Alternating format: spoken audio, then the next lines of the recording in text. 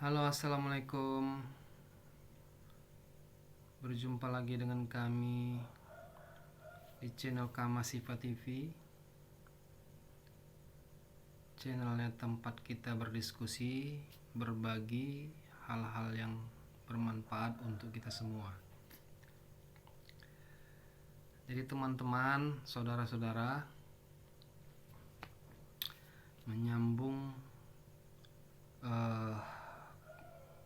konten yang semalam tentang wajib hukumnya mengenal Allah, kita akan lanjutkan pembahasan kemarin itu. Kenapa kita harus mengenal Allah? Jadi contoh yang kemarin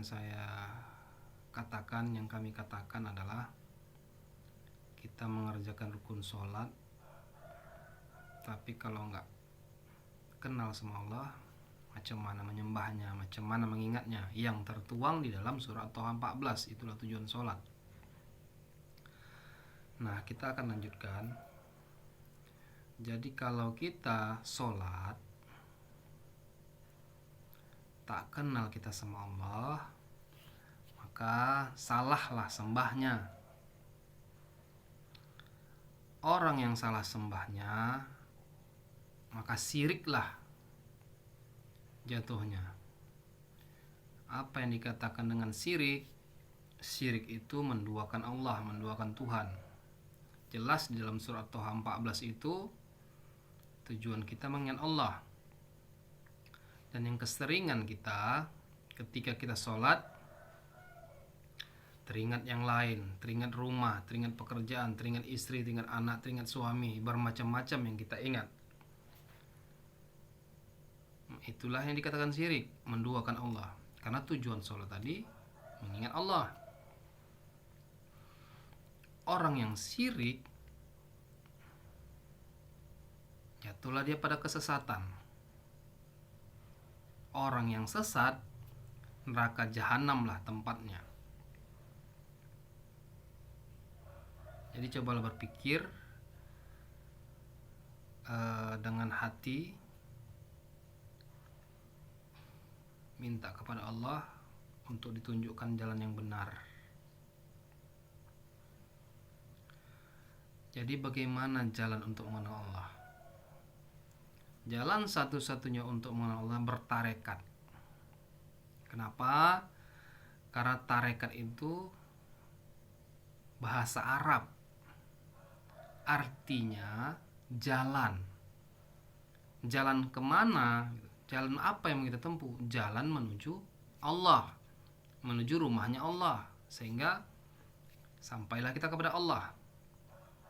Itu tarekat. Karena dengan jalan kita mengenal Allah, jalan dengan kita bertarekat, semua akan dikasih tahu Allah sesuai di dalam surat Al-Alaq. Allah mengajarkan kamu melalui perantara kalam. Jadi contohnya beginilah. Contoh yang masuk akalnya begini. Taubat itu ada 3 syaratnya. Yang pertama tahu tempat bertobat, yang kedua tahu kepada siapa bertobat, yang ketiga jangan diulangi. Nah, macam mana kita bisa tahu tempatnya Allah, tempat kita bertobat, kalau kita nggak tahu jalannya? Kalau sudah kita nggak tahu jalannya, tak tahu tempatnya, sudah pasti nggak tahu mana Allah. Nah, yang ketiga, macam mana kita tidak mengulangi? Orang kita pun nggak tahu apa salah yang ditunjukkan Allah sama kita. Mengenai hati ya. Apa perbuatan kita, apa janji kita terdahulu waktu di alam ruh, sebelum kita lahir ke dunia, kan ada semuanya. Banyak ayatnya.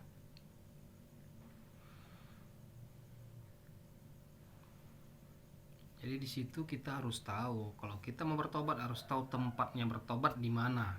Ya di rumah Allah. Kepada siapa bertobat? Kepada Allah. Allah namanya tentu ada yang punya nama. maka disitulah kita tahu jangan kita ulang-ulangi kesalahan kita, yang salah satunya permasalahan hati itu adalah lalai. Lihat Az-Zumar 22. Celaka orang yang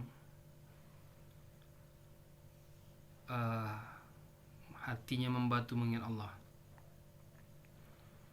Sesungguhnya itu mereka dalam kesesatan yang nyata. Itulah surat Az-Zumar 22.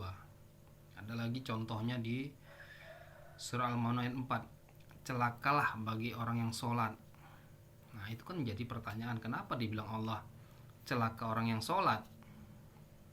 Tentu kita harus tahu. Nah jalan satu-satunya mengenal Allah itu bertarekat. Dengan kita bertarekat, kita bisa mengetahui, kita akan tahu, akan kenal diri kita, dan kita bisa tahu macam mana jalan ke tempat Allah, jalan menuju Allah.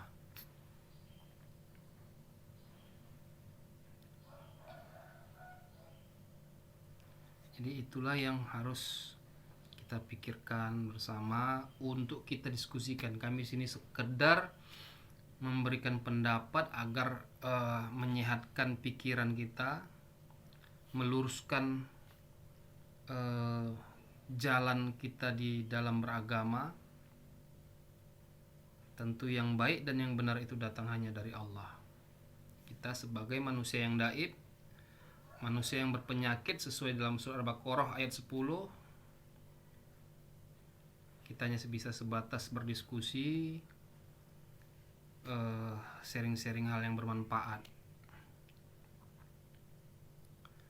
Jadi mungkin itu saja teman-teman, saudara-saudara, silakan berkomentar, silakan berdiskusi, yang tentunya mudah-mudahan Allah bukakan hidayah buat kita semua agar kita mendapatkan jalan yang lurus, yang diridhoi Allah. Lebih dan kurang mohon maaf. Assalamualaikum warahmatullahi wabarakatuh.